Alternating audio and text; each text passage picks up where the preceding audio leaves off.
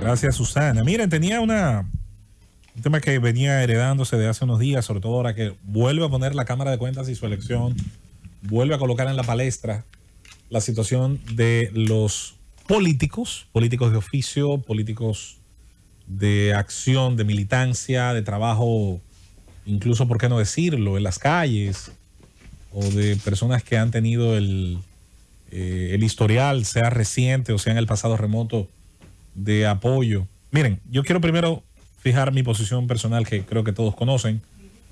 No soy crítico de que personas que hayan participado activamente en política aspiren a dirigir cualquiera de las instituciones del Estado. Tienen todo el derecho, no pierden esos derechos. Sería una locura llevar a la parte legal de iure lo que está ocurriendo casi de facto, que es generar una especie de sentimiento, de sensación de que el trabajo político, de que la simpatía política, de que la inclinación política, o incluso en algún momento la aspiración, automáticamente te reduce para un sinnúmero de puestos del Estado. Cuando ciertamente lo que dicen las definiciones en muchos de esos aspectos es un tema que a veces va o contra la militancia al momento de ser electo, lo cual puede terminar incluso con la renuncia. Pero más que nada, este es un país que espera el apego a la ley cuando se está al frente de una institución. La única independencia en la que creemos es la que da la conciencia individual y la que genera, insistimos, el apego a la ley, a la norma, al sentido común, a la ética, pero sobre todo a lo prometido, a la palabra empeñada. No necesariamente el apartidismo es sinónimo de virtudes, eso está requete demostrado. En la política también hay que decir, se da un rango importante de oportunismo de personas que provienen de la llamada sociedad civil, que provienen del empresariado, que provienen de la academia. Estos lugares donde pueden provenir técnicos importantes, profesionales, personalidades a dirigir el Estado, yo creo que todos tienen legitimidad y pueden probar una vez son asignados al frente de cualquier institución, cada uno de ellos, sus capacidades, sus virtudes, sus compromisos personales. Pero ninguno de esos lugares de origen, en términos de la composición de las fuerzas vivas de un país, ninguno de esos lugares tiene hasta ahora un camino, una historia donde se pueda mirar hacia atrás y decir, estos son químicamente puros, estos son invulnerables, estos por una especie, digamos, de unción sagrada y divina, si provienen de tal o cual lugar, son buenos. Eso me acuerdo a mí cuando hace unos años se pretendía que aquellos que habían sido jóvenes de las izquierdas dominicanas hace unas décadas atrás, o habían en algún momento pasado por la Universidad Autónoma de Santo Domingo y habían tirado piedras o habían estado en manifestaciones contra el gobierno de los 12 años, el violento gobierno de Balaguer y la respuesta violenta que solía dar ese gobierno ante ese tipo de manifestaciones. Hay gente que muchas veces se presentaba como si eso, dentro de su hoja de vida, era una garantía, era una especie como de membrana ética y espiritual. No, el compromiso es individual, la responsabilidad es individual y el funcionamiento que en el día a día generan instituciones que están a cargo de un funcionario está relacionado también a su responsabilidad individual cuando tiene que supervisar un personal, cuando tiene que nombrarlo, sugerirlo, cuando tiene que rodearse de gente capaz, cuando tiene que aprender a delegar, cuando tiene que aprender a recibir asesoría, sobre todo en áreas que no conoce. La política dominicana, con esto, no le estamos dando tampoco una defensa ciega ni absoluta, ni dándole un cheque en blanco al político, digamos, promedio. El político promedio que también hace de los partidos una escalera hacia el cielo, como decía la canción aquella de Led Zeppelin, pensando que el hecho también de hacer un trabajo político pura y simplemente genera la deuda, sobre todo en la visión del Estado como botín político, de que se le tiene que dar una cuota de poder. Eso no sería lo ideal tampoco. Tiene que darse también una combinación de gente que apuesta por un proyecto, que se la juega por un proceso y puede perfectamente mostrar sus capacidades, los temas que conoce, que domina, en aquellos donde incluso, ¿por qué no?, ha estado ensayando toda una vida hacer aportes. Entonces, jugarse ese rol.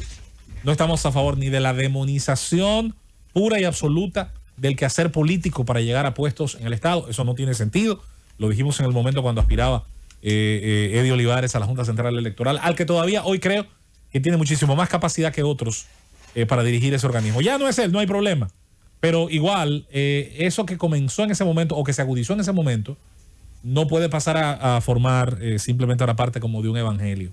Que cada caso se analice individualmente, como dicen los españoles, que cada palo aguante su vela y que cada quien, al momento de ser pues analizado su oficio, sus capacidades, pues pueda mostrar por qué puede comprometerse a cumplir la ley como principal mandamiento y como principal garantía de independencia. Que conste, hay roles en el Estado donde puede sin dudas exigirse más que en otros una renuncia al tema de las pasiones políticas. Siempre hemos dicho que la judicatura, por ejemplo, es un caso aparte. Es una vergüenza para la República Dominicana que cuando se crearon las altas cortes, después de del cambio de la Constitución de hace una década y un poco más, y cuando después de ahí se han renovado instancias de nuestras altas cortes y esencialmente de la Suprema Corte de Justicia, habiendo aquí gente que ha sudado la toga como juez, habiendo gente aquí que ha estado sentado en un tribunal y que ha presidido y que ha generado sentencias y que tiene un historial, entonces esas personas no sean analizadas en virtud de lo que pueden aportar desde una alta corte. No, ahí han ido políticos, uno que era abogado, porque como fue el abogado de los que después tuvieron el poder todo el tiempo y su familia era parte de la claque, perfecto. En la Suprema para él, porque ese era su sueño de muchacho. ¿Y qué carajo tiene la sociedad que ver con eso? Ahora, si esa persona, independientemente de haber tenido un pasado o algo, va ahí y dice, no, aquí vamos a hacer cambios en pro de fortalecer la institucionalidad, independientemente de donde yo venga. Mire, al otro día, quienes lo criticaban hubiesen salido automáticamente a defender que esa persona ciertamente llegó ahí y divorció cualquier situación que le atara ante el deber que le convoca a su autoridad. Había un juez italiano que decía que la principal virtud de un juez, ¿saben cuál?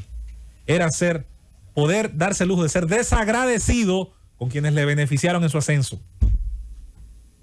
¿Sí? Más o menos esa es la traducción. Y yo creo que en países donde la institucionalidad tiene niveles bastante altos, se puede dar perfectos ejemplos, la Suprema Corte estadounidense, las Supremas Cortes de algunos países europeos, donde ha llegado un juez, muchas veces de la mano, por ejemplo, de los liberales que gobiernan, o los conservadores que gobiernan. Y sin embargo, ese juez luego, en un caso, en una situación que polariza a la sociedad, decide tomar una decisión contraria a probablemente el pensamiento que se nucleó en su apoyo original. ¿Por qué? Porque a lo mejor su nivel de independencia le permite hacer ese ejercicio de flexibilidad, como pasó en Estados Unidos con diferentes decisiones relacionadas al aborto, relacionadas a temas importantísimos en esa sociedad. La institucionalidad empieza por los individuos, las instituciones no son los edificios. Hay gente que está muy confundida en eso. Las instituciones no las hacen las columnas hermosas, bellísimas que tienen algunos edificios, ni la mampostería que está alrededor de ellos, ni el presupuesto, que es muy importante igual. Las instituciones son la suma de las capacidades y convicciones que sus individuos tienen o de las que carecen para cumplir sus misiones ante la ley. Y yo ahí entiendo, insisto, que ni te anula del todo en la capacidad de ser idóneo haber tenido trabajo político e inclinaciones, como tampoco hay por eso que festinar los puestos en base a un trabajo político o un compromiso político, poner a alguien que no ha tenido ciertamente el historial que le haga merecedor de ese puesto. Que cada caso se analice en base a capacidades. Por eso son tan importantes los organismos que escogen a estos funcionarios. Por eso es tan importante esa presión ciudadana que se montó y mediática. Es buena, porque genera, así como, y con esto nos vamos, Kelvin, así como las leyes de la física permiten que el peso del agua que pasa por una turbina en una hidroeléctrica, la fuerza de gravedad produce el movimiento necesario de un eje que luego va a mover una dínamo para generar energía eléctrica. Asimismo, esa presión ciudadana, cual si fuera una enorme masa de agua, bien utilizada, bien proyectada, enfocada donde se debe, llevada a través de un conducto legal, entonces genera la energía necesaria para que las cosas se muevan y generen la sustancia que necesitamos en nuestra república, en nuestras instituciones republicanas y entre otras cosas en la exigencia que ahora debe ser permanente porque no hemos solucionado el problema. Simplemente se ha dado un paso y ahora esperamos que comiencen los resultados a llegar.